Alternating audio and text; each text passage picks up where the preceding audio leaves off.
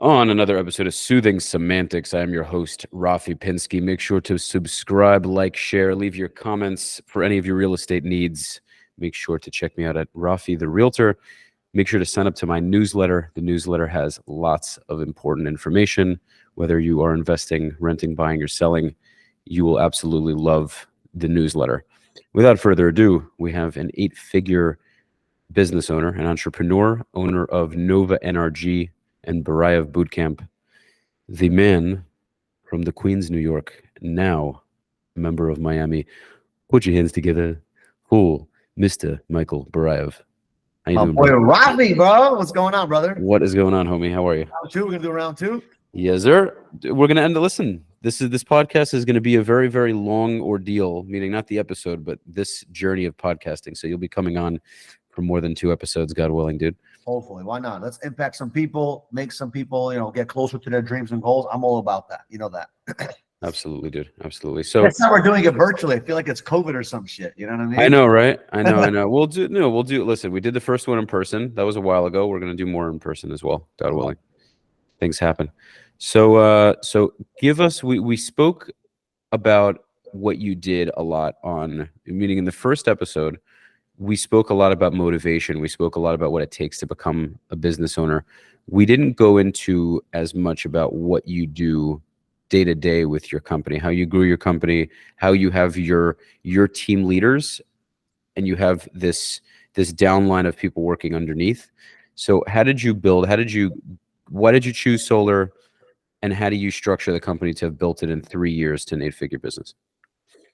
I mean, to be honest with you, I always look at it this way. Everyone is so hung up on, I'm trying to build a 6-figure, 7-figure, 8-figure, 9-figure business. At the end of the day, I'm just trying to build something, right? To me, I have to build something that actually motivates me to wake up every single day to say, I want to do something amazing where I'm impacting people. So I think a lot of people build businesses for the wrong reasons. They're either building it just to make money, or they're building it because it's cool or whatever it may be, right? But you have to build it because something has to drive you at the end of the day. So for me, solar was one of those things where a lot of things were in the marketplace. There was a lot of excitement, a lot of pump, a lot of talk about it. And I was actually coaching one of my students, and he was doing very well in solar. I was like, oh crap, solar may be a good industry to kind of jump into, right? Now I really didn't want to get into, another door-to-door sales business or marketing business. I was just kind of like done with what I've done in New York and New Jersey. And I was kind of like, focusing on a different chapter in my life with coaching and real estate. But something kind of told me to like just do it one more time. And I was like, you know what? I already know how to do it. I already know how to build teams. I already know how to, sales, marketing just comes to me naturally. So I was like, you know what? Let me just go punch this sucker one more time and give it a 2-punch knockout.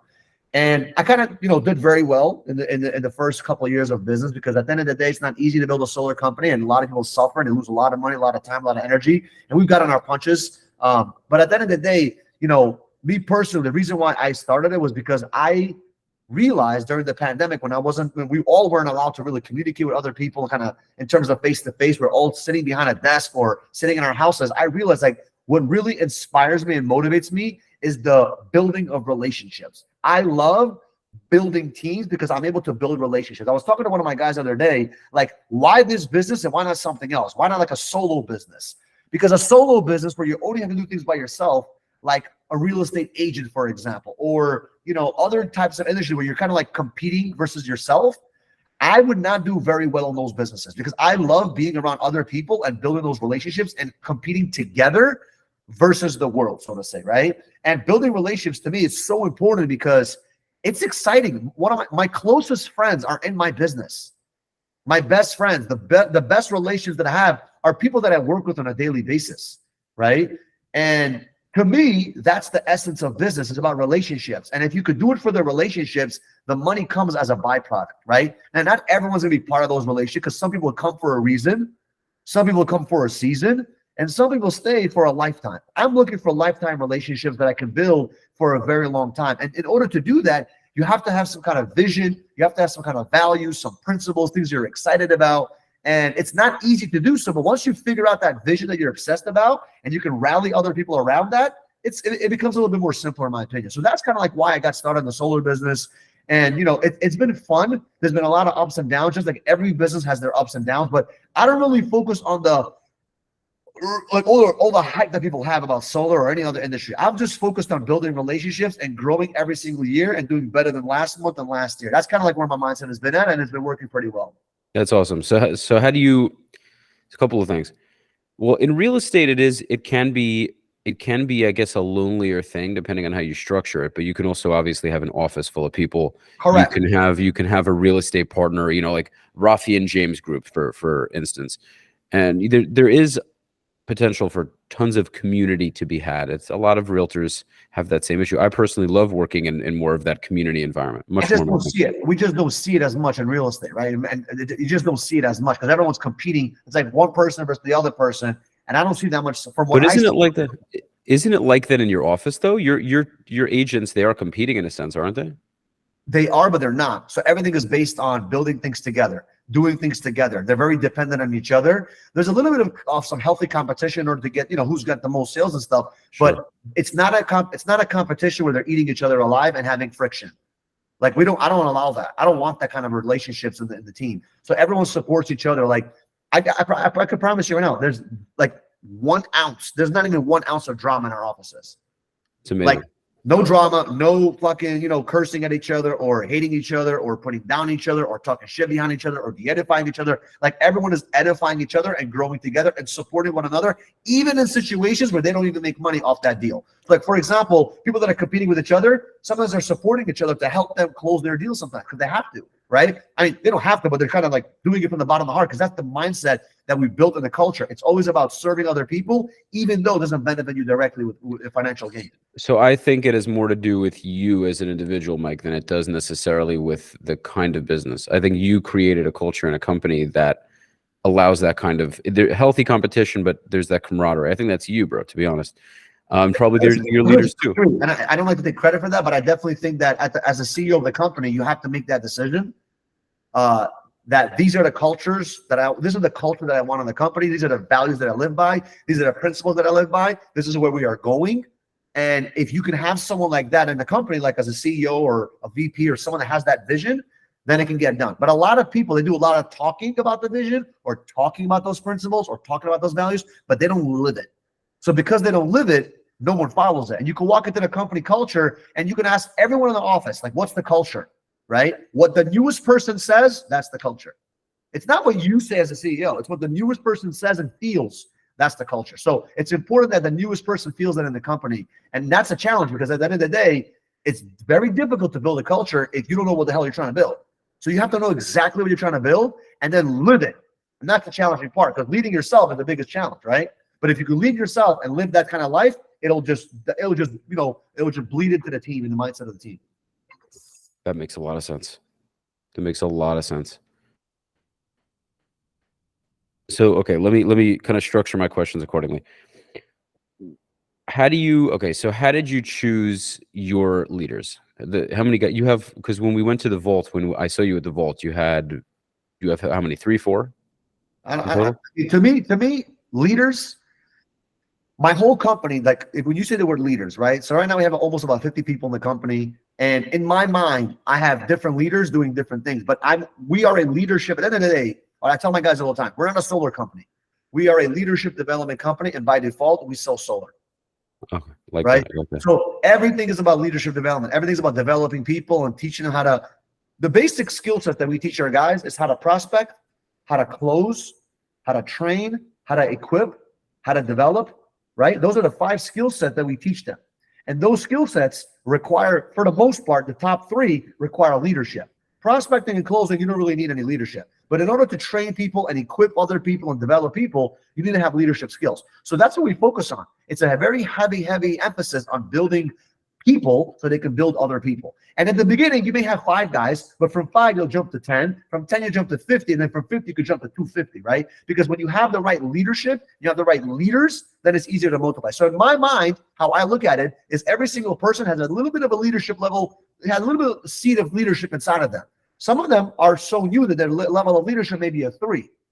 But some of them come in the game, they're really good, they may have a 7. My goal is to increase their leadership by a couple of levels. That's my mind, that's my focus, that's my mentality, that's what we do in our company. So when you say how many leaders we have, I mean, it's very hard to say how many leaders do you have, because in my mind, I'm not investing my time in people unless I see they have leadership skills or they have the potential of being a great leader, you know? So I would say about 20% of the company is usually the top leaders. Valid. Okay, that makes sense. That makes a lot of sense. I mean, But it also. if you look at the hierarchy of the organizational chart, you could say there's a couple of leaders, you know what I mean? But in my mind, I look at the top 20% of the company, which is where I focus my time. As a CEO, not to interrupt you, but as a CEO, there's 4 things that a CEO needs to do, right? Number 1, he needs to focus on, by the way, 2 of these things are very linear, and the other 2 will give you exponential growth. Dealing with operations and building an operational system and a structure, that's it's good to do that, but that's linear growth, right? The second thing is business development, relationships, dealing with vendors, partners, whatever it may be. That's also linear because you can assign that to a COO, you can assign that to a VP, you can assign it to somebody else, right? The other 2 things that a CEO does is innovative strategies, tactics, campaigns, next 6, 12, 18, 24 months, right? All those things is what they focus on. Like, where's the company going over the next 12, 24 months? And the last thing is the leadership development. So the last 2 is what a CEO should focus on because that's what's going to give you the biggest return on your investment. So me personally, I invest a lot into the relationships, which is why I love this business because I'm investing into relationships all the time. Talking to the leaders, developing the leaders, coaching them, mentoring them, helping them become better individuals that can think like me. I want them to not be robots. I want them to do what they need to do. And when I'm not there, they can make decisions and execute as if I was there. And in order to do that, you have to mentor them and help them think on their own. And that takes time. So a lot of people think, I'm going to go, recruit the best leaders out there. You can, right? But then you have to build that trust. So I like to build people from the bottom up because it takes more time, but it creates very big, you create loyalty like that. But if you go to recruit a top guy from another company, listen, he may stay with you. He may not. If you're a great leader, he may. But listen, I don't know. What I've gotten really lucky at is building people from the bottom up. Yes, it's much longer. It's harder. It's not easy. It's a very long-term game, but at the end of the day, I'm not playing a short-term game. I'm looking at an infinite game, and I'm building something special for me, my family, my friends, and the people that I work with. That I'm not in a race to compete with all these other companies. I'm in a race to compete with ourselves, right? And beat our numbers and get better every single year. Because so many fucking people are so worried about what this company is doing, what that company is doing, what they're going through, it's just too much noise. You get distracted on your vision and your mission. Just focus on what you need to do. There's a lot to do. There's no time to think about what they're doing. Yeah, you could peep out and see what the companies are doing out there to get a little bit of insight and a little bit of strategy, a little bit of excitement. But I don't sit there and worry about what every other company is doing out there because it will distract you, it will haunt you, and it will screw your mindset up a lot. Interesting. I took when you're talking about bringing salespeople from the bottom as opposed to bringing someone who's very qualified, that makes a lot of sense. It depends though. It depends on the position, right? Certain positions you can't do that. Like for example, we have a virtual sales team position for sales reps. If they don't have experience in sales and experience in solar, they're not qualified for that position. So it depends on the roles. Certain roles are entry level. I would love to bring someone to entry level and build it from the bottom up. Certain roles, they have to have experience. Well, I would say if it's fully commission based, you're probably more likely to start them from the bottom versus if it's a salary and they have to come with a certain expertise, you're going to want them to do that. You're going to require them to do that because your money's on the line. So it's also like, for example, with the virtual sales, you have to invest a lot of money into every single salesperson that's closing those deals. So if I'm investing $10,000, $15,000, $20,000 per salesperson, which is pretty much what that range is, I'm not going to invest 20 grand into someone that doesn't know how to close or doesn't have the experience, right? So in those situations, you want experience, you want top guys. But even then, how do you find those top guys, right? You're not going to find them on Indeed. You may, but in reality, they're working somewhere else. So how do you find them? How do you personally find them? Personally, I learned that, I don't like poaching from other companies. I don't like to just go, hey, come work for, I don't do that, right? I make myself I make myself a magnet. And the way to be a magnet is to have people come to you. It's like, I'll give you an example. When you go to the club, right? Let's say you're going to the club, okay? If you just show up there by yourself and get some drinks, you're not magnetizing anybody to you. Right? But if you go to the club, you buy a couple of bottles, you get a little table, you have 6 girls around you, and it's just you and 6 girls. I mean, a lot of the girls on the other tables are going to be like, who's this guy? What is it all about? You're magnetizing yourself. It's the same social proof, yeah. It's social proof. So social media to me is my magnet. It's also my nurturing machine. I put out content and consistent That's exactly what I was thinking, Mike. That's it. When you're talking about this, exactly what I thought about was those videos you do in Brickle. You guys should definitely check it out. Check out Michael Barayev on Instagram. but the videos you do where you're having these conversations with people, asking them different questions about what they do for a living, you know, any business related questions, that is magnetizing people towards you if they have an interest in what you do. Very important. It's not only so we have two strategies that were working really well for us, is getting the interviews outside with the people that were talking, you know, business questions, relationship questions, anything to do with, like, you know, getting better mentally or spiritually or financially. But the other aspect is I also have a lot of trainings that I do for building sales teams and salespeople and stuff like that. So it's like a two-punch knockout: entertainment and value, right? Entertainment and education together. And those two things have helped us grow. I mean, my social media now, today I'm going to hit 30,000 followers. You know, on Instagram, all organic. I didn't pay for bullshit. All these, you see a lot of guys with 100,000 followers. You never should do that, but God, I can't. Massive fucking pet peeve, dude. Massive pet peeve. It's like, what the hell? Piss. Also, when people have like 200 followers and they get the blue check mark, stop it. Well, stop it. Listen, it's the funniest thing in the planet. Like, I give you an example. I got verified before this whole freaking $7, $8 a month bullshit, right?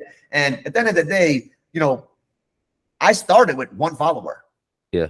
My mom. Okay. She's my first follower. I love you, Mom. Right. But then I went to 1,000, then I went to 10,000, and I stayed around 10, 11, 12,000 for a very long time. I remember that, dude. You were at that mark for a long time. Yeah. And how do I grow? So I said, okay, so that's what we started to do. So we started pumping, and not just content one here, one there. No, I went bananas. I was like, that's it. Twice a day, I'm posting content.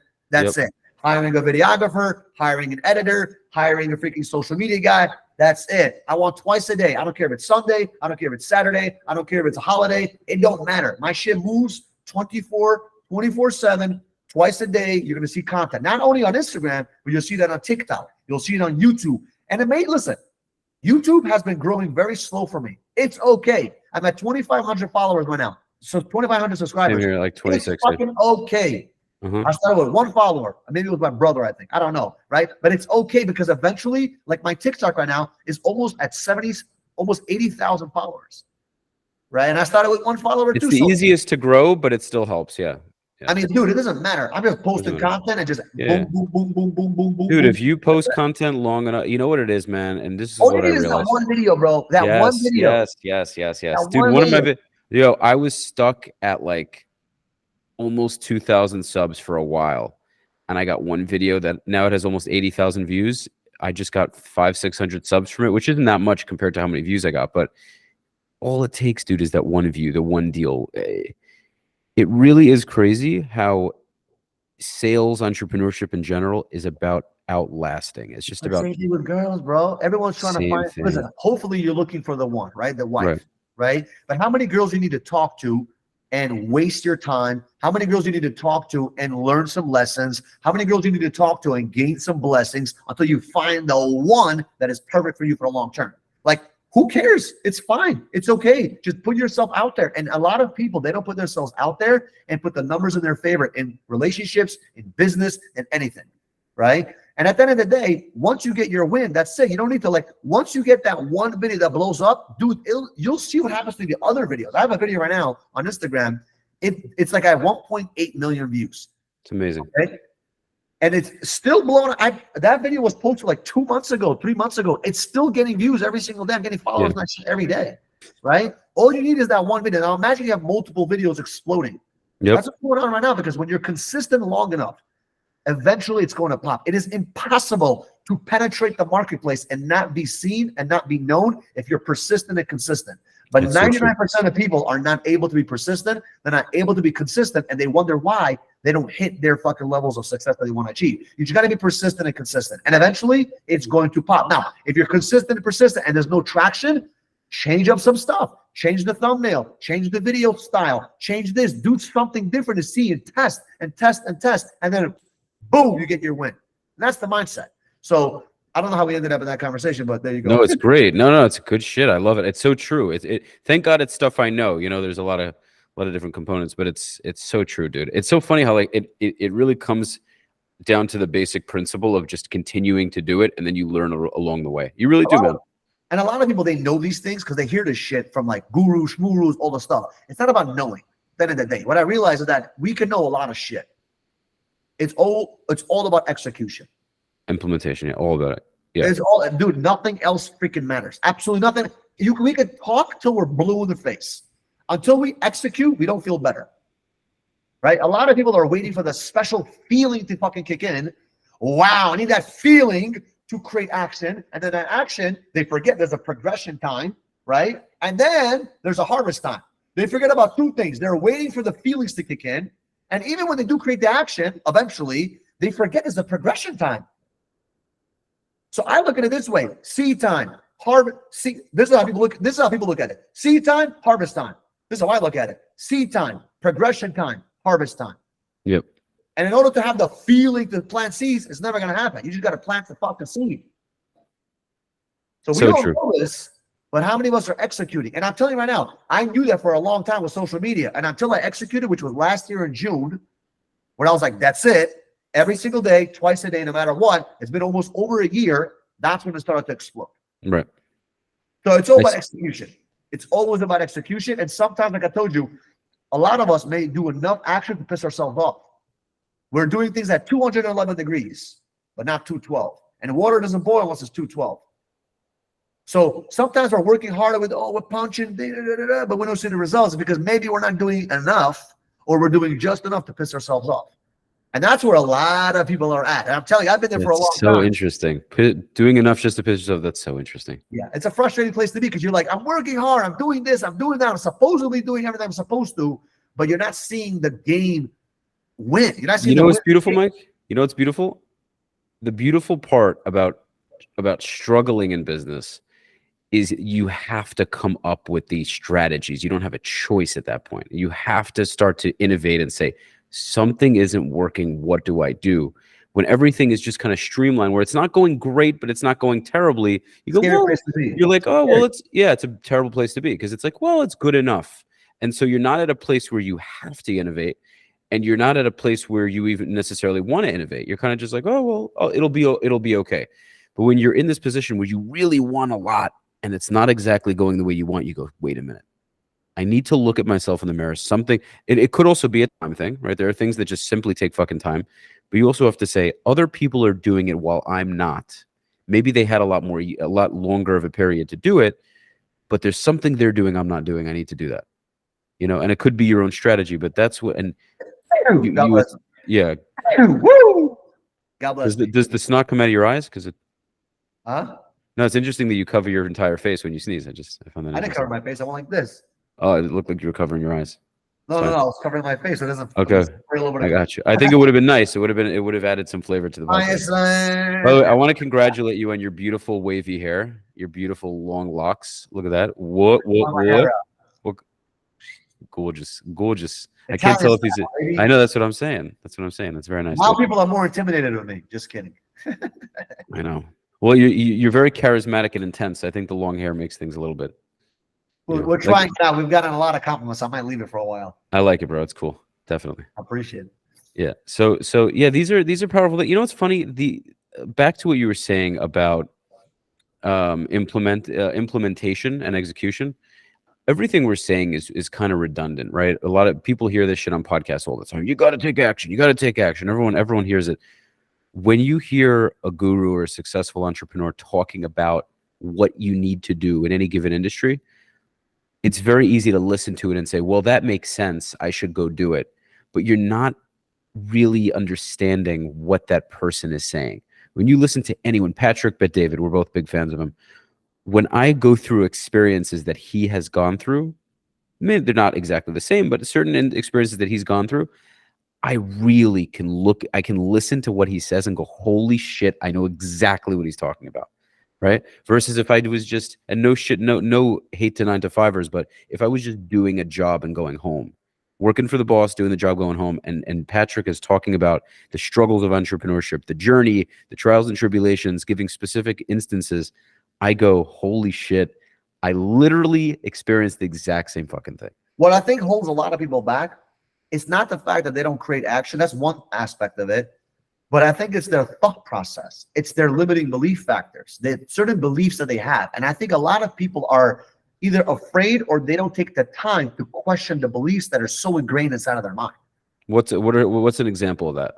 Like, I'll give you an example. For many entrepreneurs, a lot of people say, oh, I can't do the 9-to-5 thing. Like you just said that as an example. But let's look at that. Is there really something wrong with the 9-to-5? Nothing wrong with that. Mm. But we've been conditioned because we're outsiders and outcasters that 9 to 5 is like, oh, I can't touch that. But like, what's so bad about 9 to 5? What's the difference? You're doing 9 to 5 anyway as a business owner too. You're still at 9, leaving at 5. Like, what's the difference? It's not the time. It's not the time. It's if you have an entrepreneurial spirit, it's not about the hours. It's about what that entails. It's about do the job. Yeah. No matter what, an entrepreneur or an employee are still executing no matter what. The only difference is the amount of risk that each person has. One has very little risk and the other one has a lot of risk. And it's just a greater reward. That's the only difference. Being an entrepreneur does not make you any faster, sharper, smarter, better, because there's a lot of employees that are 10 times smarter and 10 times more qualified to get shit done than an entrepreneur. What an entrepreneur is good at is just getting people around to get shit done and collect. An entrepreneur is so good at getting a type A personality and a type B personality to work together in the same freaking room. That's what an entrepreneur really is. That's such an interesting way to put it. Right? Because an entrepreneur gets different personalities, different departments, and everyone to be in unison to work together towards a common mission and a common goal. So I just give it as an example. But some people have limiting belief factors or things that are holding them back. They believe that something like, for example, I met this guy who he thought, I'm not going to say his name. You probably know him. He used to work with us.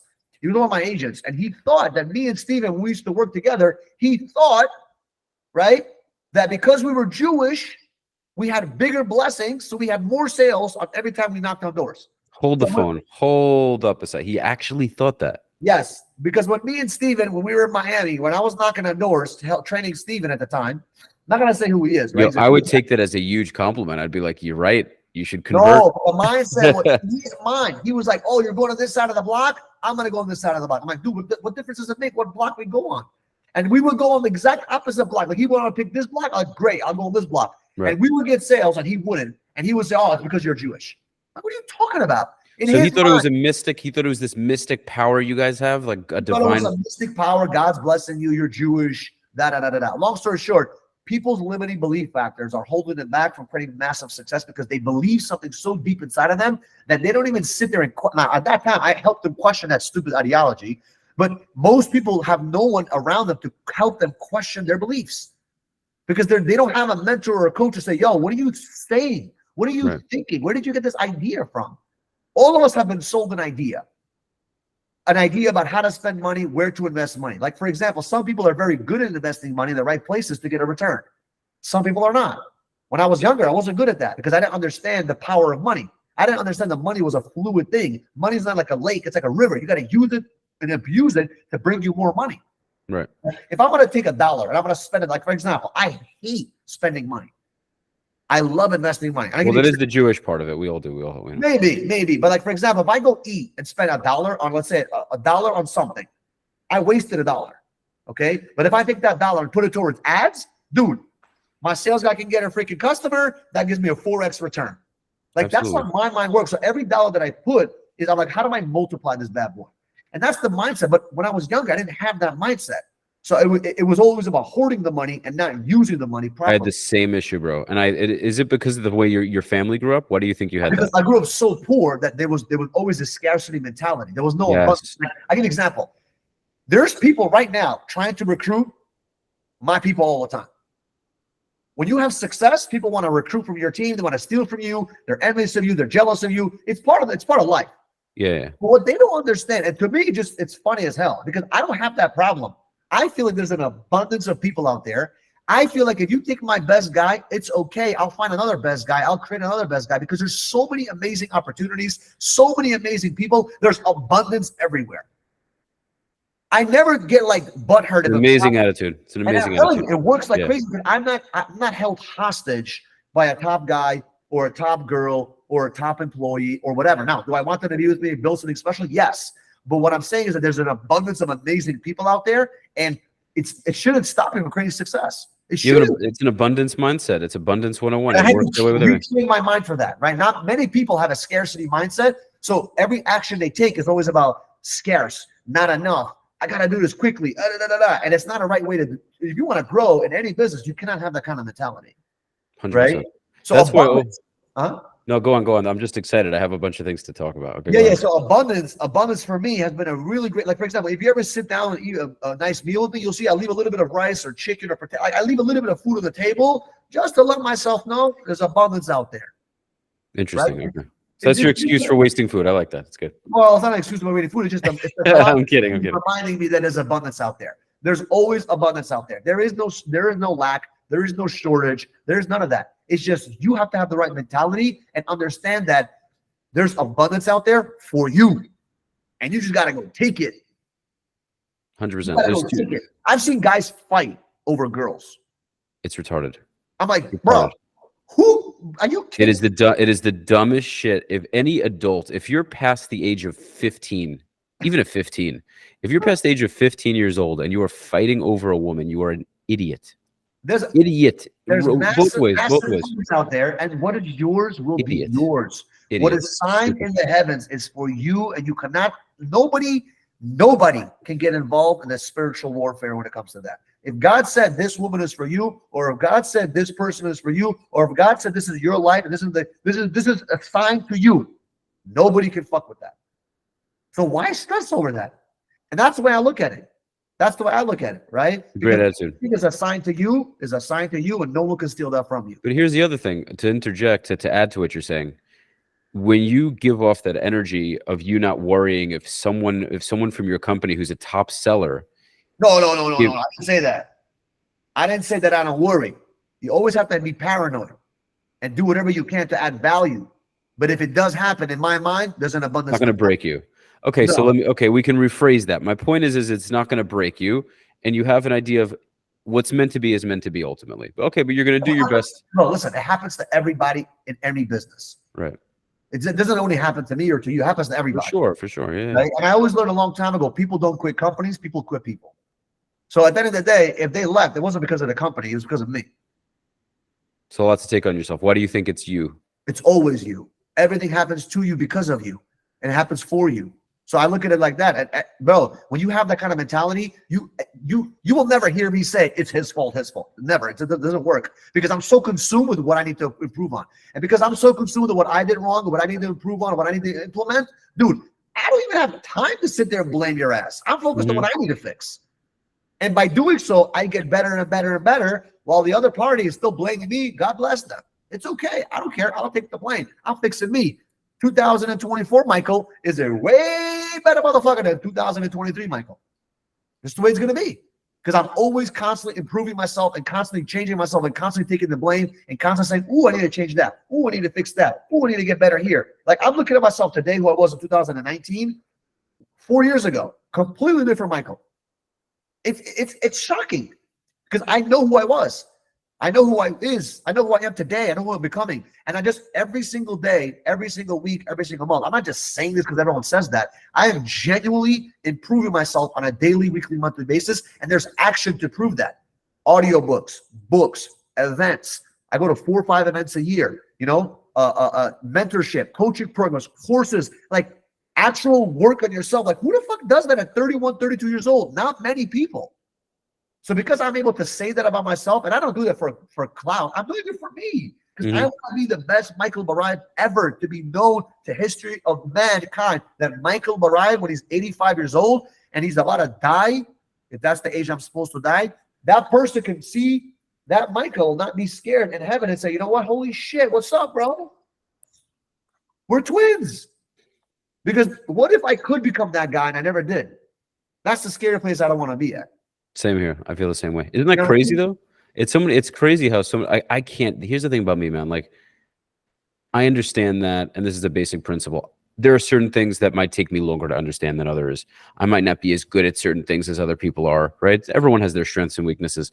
What I understand about myself is if I don't get to fulfill or live out the goals and aspirations that I see in my brain, because I have these visions and they're 100% attainable, I cannot live my life if they don't happen. I can't. It doesn't matter if it takes 5 years, 10 years, 15 years, and it might be extremely painful. That journey might be extremely painful to get there. I need to have it. And we're not talking about monetary, materialistic things.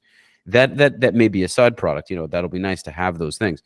But to be the person to encompass the person that I need to be. I need to be that person. I need to be. I can't. And Otherwise, that's what drives you. You'll get all the money, all the shit. You'll get it all, because I think most people give up on themselves too early in the process of entrepreneurship or business or whatever, or even relationships, because they're not doing what you just said. Because if you, like, I'll give you an example. If you really think that I'm in business because of money alone, you are smoking some good shit. Money alone is not the real motivator. Like right now in my life where I'm at, money is not an issue. I don't think about money on a daily basis, right? I don't have to think about money. And I'm saying that humbly because God has blessed me tremendously. But I'm doing it because of the game. It's exciting. I love to see the numbers grow. I love to see the smack and then the win. I like that's where you need to be. That's what you need to be. I'm excited about the game. I'm excited about the leadership and the mentorship. What I'm excited about is I got a couple of guys. Like yesterday, one of my guys, you know, this is common for a lot of the guys in solar, but you know, he got a deposit of $10,000. He just started like, you know, 2.5 months ago. I saw that. I saw you post that. Yeah, to me, I was like, that's amazing. I would get $10,000 when I was 22 years old, 24 years old. Like, that was a freaking myth. Like, it was impossible to get $10,000 in one check. Can you hold the phone for a second? It's crazy that you didn't have that experience when you were that age, but now at your age, you've been able to build what you've built. So now you're happy for him. You don't have this envy. Maybe you're like, oh, that would have been amazing, but you're just super happy for him. What I'm saying is, I want to say is everybody has a different journey. You didn't get that 10 grand at 22. No. But look at where you are now, because you weren't focused. You weren't focused on, oh shit, I need to have a certain amount at a certain age. No. Listen, envy, the people that are envious of you or jealous of you or hating on you are never doing better than you. Never. I'll give you an example. Are you jealous of it? I went to South Africa. You think I was jealous on how they live in South Africa in certain villages? Of course not. It doesn't make any sense. Would you be jealous of a homeless man if you see him in the corner? Yeah, it makes it 100%. No. The only time someone gets jealous or envious or starts hating is when someone is doing better than them and you're not doing what you're supposed to do, and you know you're supposed to do it and you don't do it, and that's when you create hate and jealousy and enviness. That's the only time. So the reason why, listen, I know when someone's not doing better than me, when they're talking shit about me, or they're hating on me, or they're envious of me, or they're jealous of me. Super fucking factual. And I'm not gonna waste my time thinking, like, dude, there's a whole list of haters that hate you, hate me. It's always gonna be the case. I would differentiate haters from jealousy, though, meaning like there are very wealthy people that hate on people that are not. You know, if we're talking about kind of hierarchy, meaning like being jealous and being a hater are usually in the same environment. See most people that are, let's say, a billionaire is not going to hate on a millionaire most of the time. It's not going to happen if you really think about it. Right. Like when I say haters, like haters, bro. Like people that are trolled, I guarantee you, if they're trolling on your page, they're not making more money than you. They're not forget about money. They're not just doing better than you in any area of your life. 100%. It's very simple. A married person is not going to be hating on a divorced couple. He's just not. It's just not going to happen. A divorced person may be hating on a married. He go, all this bullshit, right? And you usually see that's why it's so easy to know who's doing better than you. Like if you find people that want to help you for free, or help you for whatever, a charge or whatever, but they would love to genuinely help you, they're probably doing better than you. And that's okay. You want people that are better than you to help you. I want fucking help. I need help every day. Right? But if someone's not doing better than you, I promise you, they're always going to do this. Give me that. Makes a lot of sense. Makes so much sense. Sometimes you're closest friends. Sometimes your closest friends, you got to be very careful. So like we talked about earlier, I'm very paranoid. Mm-hmm. I'm paranoid, and maybe healthy, maybe unhealthy, I don't know. But I'm always watching what's going on. I'm walking slowly through the crowd to see what's going on. I'm like, always trying to see who's on my team, who's not on my team. If you're on my team, I got your back. We're going to win. You're not on my team, get the fuck out of there. Stepping on your Alex Hormozi said something that's very hard for people to accept, and I think is very true. And it's interesting because he's a very, very successful guy, but he has a very, you can either call it realistic or pessimistic, but I think it's very logical. He said that, you know, your friends, a lot of them, doesn't even make them bad people necessarily, might not even be malicious. They have a certain, they have a certain vision of you.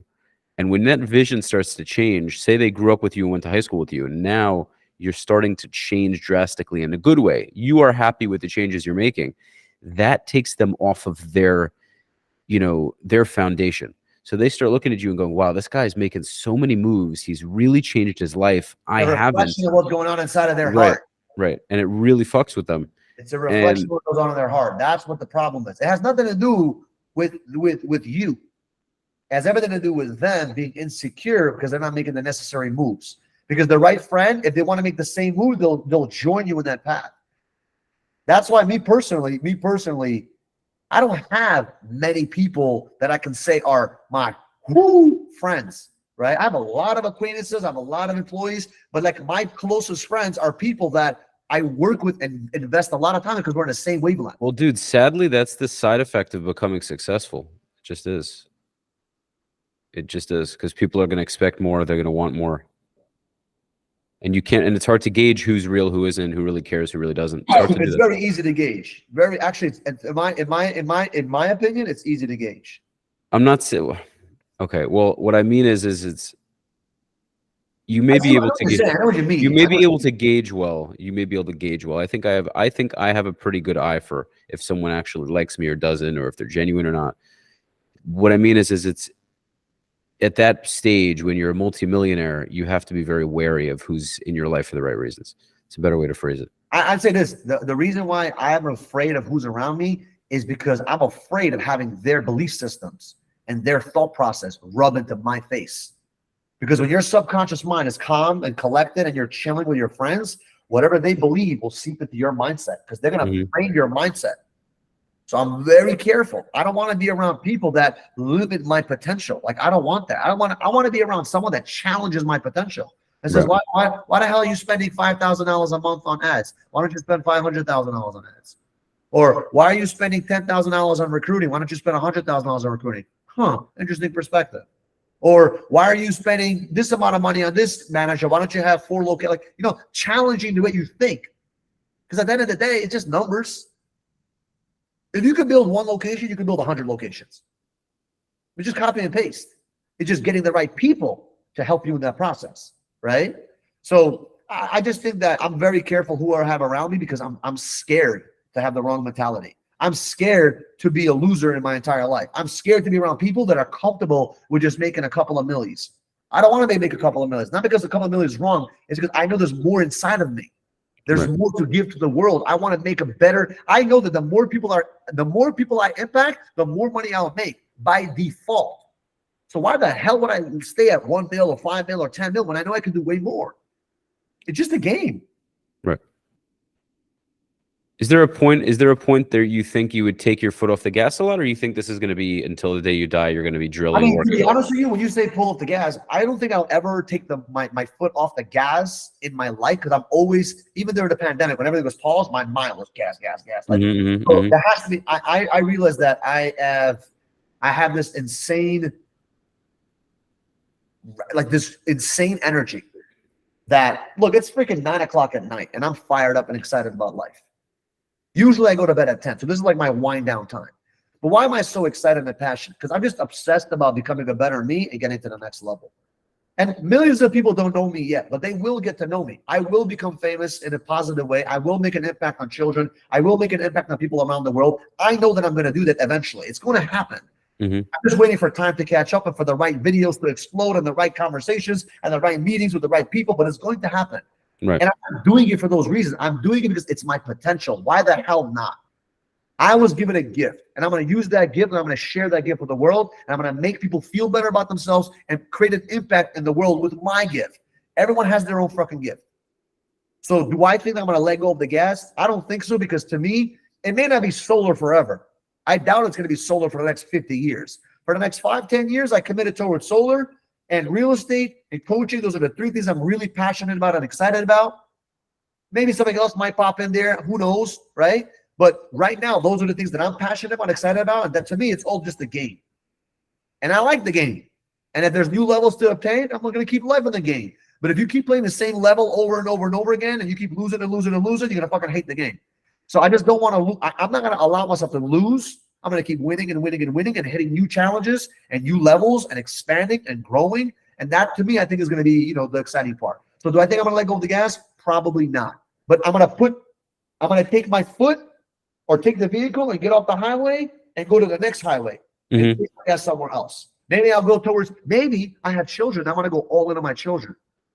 Who knows? My personality is very obsessive. So there's nothing wrong with that. Obsessing about family only, make millions of dollars, make a huge impact, have things, passively growing without you physically involved, just focusing obsessively about raising my children. Hey, one of my mentors did that. He made millions of dollars, had passive income, and decided to just focus on getting his children to the next level. So it all depends. But I just don't think me personally, Michael Barayev, can ever slow down or stop until the day I die. Like even in the hospital bed, when I'm fucking dying, I was like, And this is not. By the way, this is all natural energy. It's a gift from God. I don't know where it comes from. It just inside of me. It just wants to come out. It's a why. It's a why, bro. Because you have a why. You have a why. That's what it comes down to. I have a why. I have a purpose. I know my purpose. I know why I'm here in this world. I know exactly what I'm meant to do here. And that's what drives you, bro. When you have that, especially once you start to get momentum and the success comes, once you already tasted a level of success that can put you in kind of this upward. Yes. Then you say, okay, you have this confidence where you're like, I did it once. I had some wins. It makes me. When you get some wins, 100%. It's easier to start believing in yourself because you have a history of wins. But if you've never had a win, you're like, am I going to win? Am I not going to win? It's very difficult to believe. But that's the most important period, though. That period is everything. That faith period was amazing for me. Yeah, because that teaches you more than anything. Because once you win already, it's like, okay, well, I won. Let me just, duplicate it. Well, you know what happened, right? When I won and then 2020 kicked in and I kind of lost technically, I had to create another win. So solar was my second win because at first I'm like, okay, maybe I got lucky. But when I had my win with solar, I was like, I actually fucking did this. Like I Michael Barayev, know how to win.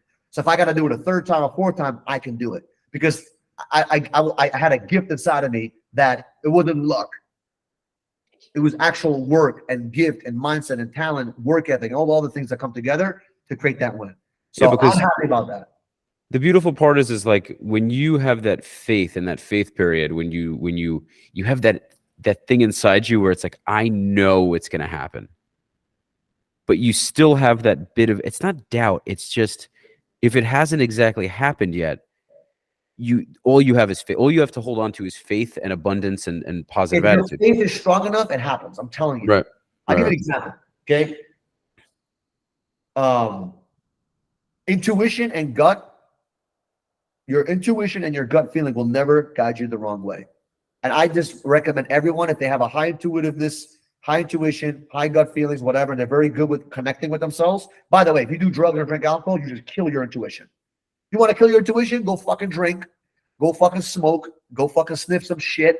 Kill your intuition. It's funny. People on I happen to agree with you. People on psychedelics would claim like, oh, gives you all the things. Bullshit. I think that, I agree. That's a fake intuition. That's fake shit. That shit fucks you up. But if you have real intuition, you connect to the sixth sense, dude. I relate to that so much. You will feel shit. You will know shit. You will know. Like, I give you an example. I was in a relationship for 6.5 years, right? 6.5 years. Great person. Amazing. We still talk. She's friends. Nothing. She's great. Just not for me. And I'm not for her. Right? But in my fucking gut, since day one, I had a little feeling that I did not want to listen to. Right? And I went against that feeling. Because because of signs, because of this, because of that. And I fucking knew. So that fucking doubt lived with me for fucking 6.5 years. I learned from that. I made a decision. The next person I'm talking to, there has to be zero fucking doubt. If I don't feel it, I'm not doing it. Because your intuition and your gut will not lie to you. It never fucking lied to me once. Once. Why the hell would I go against it? Every time I didn't listen to my gut and my intuition, shit didn't go the way it needed to go. I'm like, fuck, I should have listened. You see, that's interesting though, because I agree with you, but I feel like some people's guts and intuitions are just horseshit. Well, hey, then if that's you, then that's you. No, I'm not talking about me. I think that's whoever shit is like that. Don't fucking listen. No, some people the problem is that some people, when they think of gut and intuition, they think of impulse. You know what they're doing? They're like convincing themselves that that's the gut feeling, but in reality, it's not. They don't have a sixth sense. They don't have an attachment to their intuitiveness. They're just like fucking hallucinating. Do you think it's just so how do you differentiate impulsive decision from gut and intuition? It's different. I don't explain this shit. Your mind and your body and your soul just talks to you. Right. If you don't have that going on for you, you don't have that talent. You don't have that skill because not everyone has it. Some people have a very high intuition, some people have very low. And you could be clouded with a lot of shit that stops you from having intuition. I don't know anything about this shit. I can tell you what my personal experience is. I'm not a doctor or whatever the fuck you call that stuff. I don't know. I'm just telling you what works for me. Intuition and my gut feeling has never gone to me in a. I've always been right about it. So lately, I've been following my gut, and it's been amazing. On point.